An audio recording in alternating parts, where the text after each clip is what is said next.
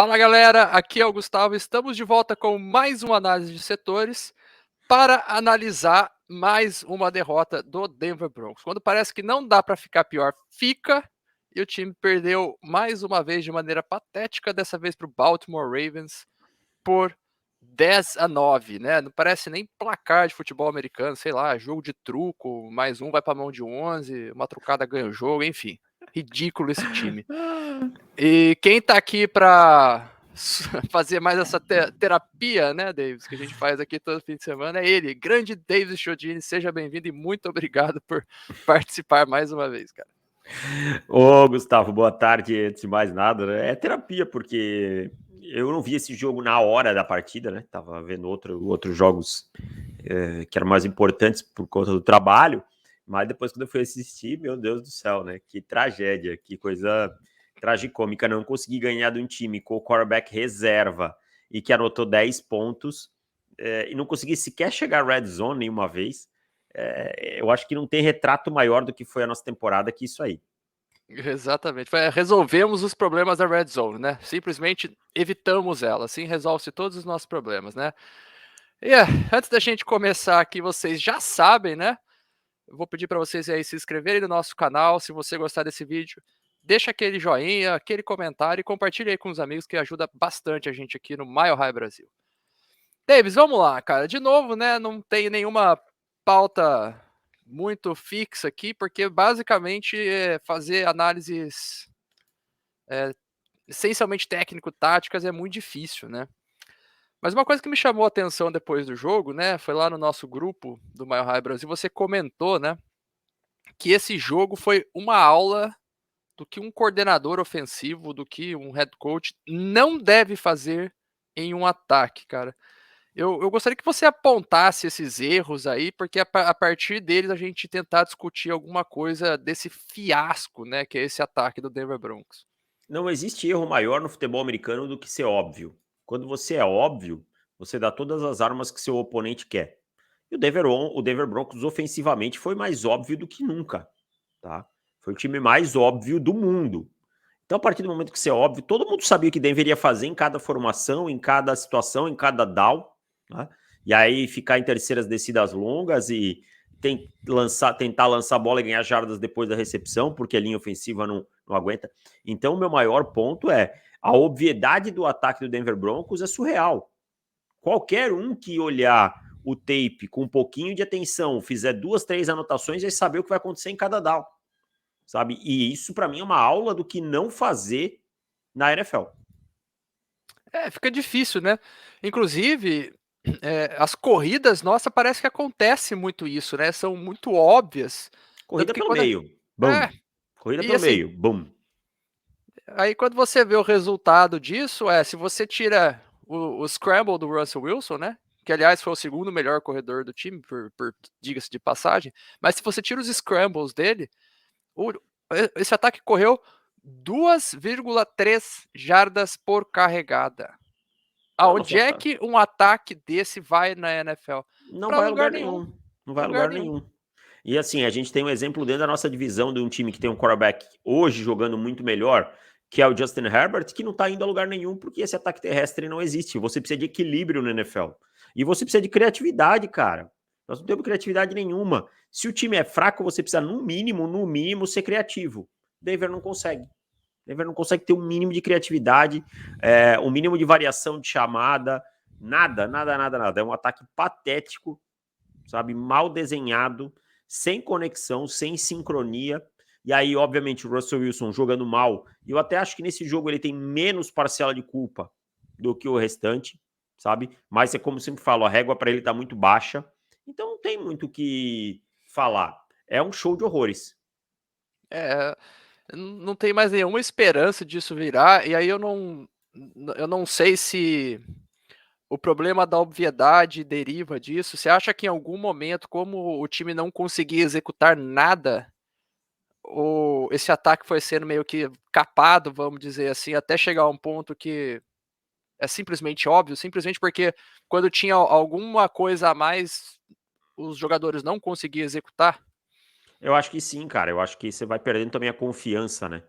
Aí quando você perde a confiança, a coisa desanda, sabe? Perdeu a confiança, não consegue nem executar nem o básico. A gente erra o básico do básico, sabe? A gente erra muita coisa básica, assim, e não faz nem sentido errar, os nossos jogadores errar, mas a gente erra, cara.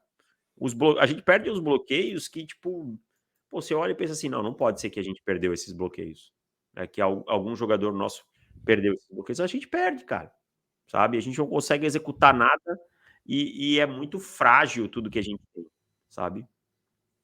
Não construiu nada, né? Então, Não é uma. existe uma construção ofensiva. A gente não consegue saber qual é o sistema do Denver Broncos. Sabe? O sistema do Denver Broncos é baseado no quê? Ninguém sabe. Se bobear, nem o Nathaniel Hackett sabe. É. Eu acho que ele, assim, quando ele viu que não estava dando certo, ele abandonou as convicções dele, só que no lugar dessas convicções não entrou absolutamente nada. Ou Exato. pelo menos nada do que os jogadores possam compreender, né? Tem aqui até aquela jogada, né, que a gente circulou aí nos grupos, no grupo de apoiadores, no grupo do Mile High Brasil, de uma formação trips, né, com 3 recebedores de um lado e 2 correndo para o mesmo canto, E ocupando basicamente o mesmo espaço. Não isso, existe conceito nenhum. isso aí é bad coaching, não tem outra explicação. Head Né? Não coaching. existe outra explicação para isso. Então, assim, ele não precisava ter abandonado as convicções dele, ele precisava fazer ajustes, sabe? E o que ele fez foi abandonar tudo, chutar tudo pro alto. Por quê? Porque nem ele tem convicção do que ele tá fazendo certo. Então, é impossível vencer assim na NFL. É. É muito reducionista botar toda a culpa no Russell Wilson, sabe? E eu acho que o Russell Wilson tem grande parcela de culpa. Tem grande parcela de culpa. Mas eu acho que é muito reducionismo jogar tudo na conta do Russell Wilson. Não, você já comentou isso aqui, eu costumo falar nas lives, né? Se fosse assim, um time bloqueando bem, todo mundo com as suas designações, aplicando elas corretamente, correndo rotas legais, você até coloca a culpa no quarterback. Quando tudo tá disfuncional, vai além dele. É o conjunto que simplesmente não presta para nada no caso do Denver Broncos, né? E assim, isso não é isentar o Russell Wilson de maneira Não, nenhuma. O Russell Wilson é o cara que mais ganha, tá jogando num nível muito, mas muito abaixo do que a gente imaginava quando o trocou por ele. Tá? Para mim, hoje é um dos 5 piores quarterbacks da temporada, se não o pior entre os titulares, entre os que jogaram realmente o tempo todo. Mas a gente não pode reduzir tudo ao Russell Wilson. Sabe? Não pode reduzir tudo ao Russell Wilson. Para mim, o maior culpado por essa tragédia nessa temporada é o Nathaniel Hackett. exatamente. Aí, Davis, só para a gente discutir alguns pontos aqui, né? Uma coisa que já não vem dessa partida, que parecia que tinha melhorado, mas voltou nas últimas partidas a nos causar problemas, são as decisões de jogo, né, do Nathaniel Hackett, né? Por exemplo, e num jogo que é apertado, assim, por um ponto você perde, essas coisas, elas são exatamente a diferença entre a vitória e a derrota, né? Por exemplo, por que chutar um field goal em uma quarta descida para polegadas, para uma unha ali? Qualquer QB sneak ali ganhava essa unha de jarda que precisava e era mais um conjunto de downs para a gente tentar aí fechar o primeiro tempo com pontuação, né? Aí depois, né, no segundo tempo, há algumas jardas de entrar ali numa zona de field goal. A segunda e terceira descida ele manda bomba lá na bomba em profundidade. Ou seja, ao invés de ser no momento em que você precisa ser agressivo, você é conservador, e no momento de ser mais conservador, você tira uma agressividade não sabe da onde. Da onde que vem essa incoerência? O que está acontecendo com o Nathaniel Hackett? Ele, sabe, ele se perdeu de vez, ele não consegue mais Não encontrar consegue, esse não consegue. balanço, cara. Não consegue mais, cara, não consegue mais. E ele tá num ponto assim, ó, que ele, por exemplo, uma segunda curta, então eles vão defender aqui na frente, eu vou mandar bomba. É o famoso quero ser mais esperto que os outros, sabe? E não é, pelo contrário, sabe? Quando seu time tá numa dificuldade como tá, você faz o básico do básico, que esse time já tem dificuldade de fazer. Então, a decisão de não ir para aquela quarta descida é uma das mais estúpidas que eu já vi. Eu também Estúpida, achei. tá? Não tem outra palavra para mim que não seja estúpida. Tá? Você tá num jogo difícil, você tá num jogo complicado. Cara, Meu amigo, você tem que arriscar. Você já tá com a temporada já foi pro brejo, Exato. sabe? Então você não tem nada aqui que você tenha que olhar e dizer assim, meu Deus, se eu perder esse jogo aqui por conta de um field goal, né? Você perdeu do mesmo jeito por conta de um field goal, sabe? Arrisca, cara, você não tem nada a perder. Então, assim, tá completamente perdido. Mais uma prova que sobre treinadores a gente não sabe nada até o cara entrar, até o cara chegar na sideline, porque a gente vem de uma árvore boa, não quer dizer nada. É igual general manager, a gente não sabe nada, tudo que a gente fala é expectativas, sabe? É diferente de jogador, que a gente já viu jogando, mesmo que seja prospecto no college football. Então, se o cara não foi head coach, a gente não sabe porcaria nenhuma, porque ele vem de uma boa árvore, ele tinha boas expectativas e tá aí entregando esse trabalho porco e pobre. Não, e você tocou num ponto que é crucial, né? Ele não tem mais nada a perder, acho que nem o próprio cargo dele, porque a essa altura do campeonato, acho que ele já Já sabe perdeu. que no fim do ano ele tá fora, né? Então nem, sabe, nem um pouquinho de ousadia para vai que consegue alguma coisa, uma vitória que desperte aí para ele tentar salvar o cargo dele, que a gente já sabe que é difícil, nem isso. Nem Tem nem isso. brilho, Então, né? Nem brilho o cara não não tem. tem brio. Até mesmo nas entrevistas você já vê um semblante diferente nele. Então me parece que ele jogou a toalha e que a gente vai, sabe, passar mais 5 semanas só esperando o gongo soar, né? Enfim. É por aí. Tá difícil, cara. E aí uma última coisa aqui, Davis, né? Porque também tem a crítica, né? Não só o ataque, mas, de novo, defesa, entregou no último Pelo drive, amor de Deus, o gente. time de especialistas, né? E aí tem aquilo que você já comentou semana passada e eu resolvi trazer de novo aqui, mas estendendo também pro time de especialistas, né?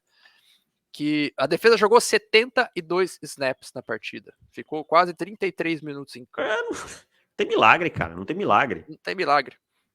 Como é que o cara. Acabou o gás, entendeu? Acabou, acabou. E assim, e ainda pra mim, acabou por causa de uma falta que eu não concordo, mas sabe, uma falta pessoal ali do Singleton que levou 15 jardas pra frente. Senão, talvez ela tivesse ainda conseguido Venceu o jogo. vencer o jogo. O que não era E justo, a gente mereceu perder esse jogo. merecemos perder esse jogo. E aí, uma outra coisa, né? Foi que o Collins Waitman, ele chutou 7 punts na partida, né? Ele completou 72 punts no ano, o que dá uma média de 6 por jogo aí, né? Aí comparamos com o Sam Martin, né, que era o nosso punter ano passado, que a gente falou, ele era melhor, tinha mais regularidade. O Sam Martin chutou 27 punts, A um temporada terço, inteira. a temporada inteira, um terço dos punts Ele tá do em Collins Buffalo, né? tá em Buffalo. Ou seja, dá para ver que esse ataque, né, por mais que tenha muitos problemas, principalmente no time de especialistas, o ataque está sobrecarregando as demais unidades. Acaba o Sim. gás, o cara não tem perna para chutar, os caras não tem perna para cobrir, enfim. Isso Se aí você falar um pouquinho disso aí, só não, para a não, gente fechar isso aqui. isso aí é chovendo molhado, né? Porque não tem como. Esse time é desesperador você ficar 33 minutos em campo e não é uma semana, é uma semana depois da outra, sabe? Uma hora o gás acaba, cara. Correr atrás dos outros é muito complicado. Sabe? É muito complicado para um defensor ficar correndo atrás e o tempo todo. Então, é difícil, cara. Não tem muito o que falar, muito o que culpar os caras, não. Mesmo assim, os caras cederam só 10 pontos. Mas era o quarterback reserva. Irmão, não interessa. Nós estamos na NFL. 10 pontos é para vencer o jogo, sabe? 10 pontos é para vencer o jogo. Você tem a obrigação com um quarterback como o Russell Wilson, de vencer esse jogo. Não venceu, não tem nada que culpar a defesa. Para mim, não existe nem nada, nada, nada, nada. É complicado, Davis. Eu já perdi as minhas esperanças, né? Esse ano a vaca já deitou, nós temos A que. vaca já deitou. A minha sensação é que o próprio Nathaniel Hackett jogou a toalha. É. E eu acho que ele sabe, né, que não tem volta e tal, porque é, para piorar a situação dele, o Russell Wilson tá muito abaixo do que o Russell Wilson é como quarterback. Então, a possível salvação dele seria o Russell Wilson. O Russell Wilson trabalhando bem, arrancando vitórias por conta do trabalho do quarterback, mas não tem acontecido isso, né? Então, é improvável que o Nathaniel Hackett fique, ele acha que ele já sabe disso. É. Davis, para fechar aqui, Davis, vamos enfrentar o Kansas City Chiefs na semana 14. Qual que é a sua expectativa?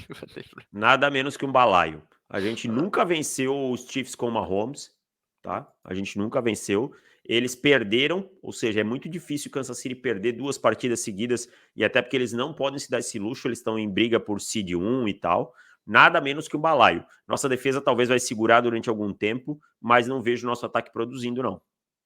Ah, não, é completamente diferente. Esse time não consegue, esse ataque não consegue fazer 16 pontos. Para você vencer Kansas City Chiefs, você precisa fazer Ah, para mais de 20. Para ah, não, mais de é. 20. Se você vencer 20, Kansas City com 21 pontos, você tem que estar muito feliz. é. E eu acho pouco provável. Eu acho que qualquer. Para defesa, se a defesa segurar até uns 24 pontos, já é aquilo que uma defesa deveria fazer para o time ter condições de bater o Kansas City Chiefs. E infelizmente eu não vejo a menor possibilidade desse ataque fazer algo Também não, vai ter que que ser se aproxime disso. um dia fora da curva, assim, uma coisa, totalmente inesperada. É. Beleza. Davis, eu quero agradecer. Hoje mais curto aqui, mas como eu falei, né, antes da gente começar a gravar aqui, o futebol desse time tá curto, então nossa análise de setores vai ser um pouquinho mais curto. Cara, obrigado por participar mais uma vez e até a próxima. Ah, não merecem nada mais que isso. Obrigado, Gustavo, tamo junto, valeu e tchau.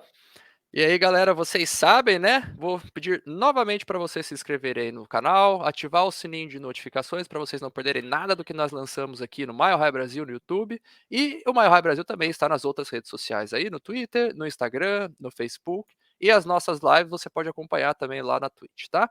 E se você puder dar aquela força pra gente, entra lá em www.apoia.se/Mile Brasil ou pode escanear esse QR Code que está aí na sua tela.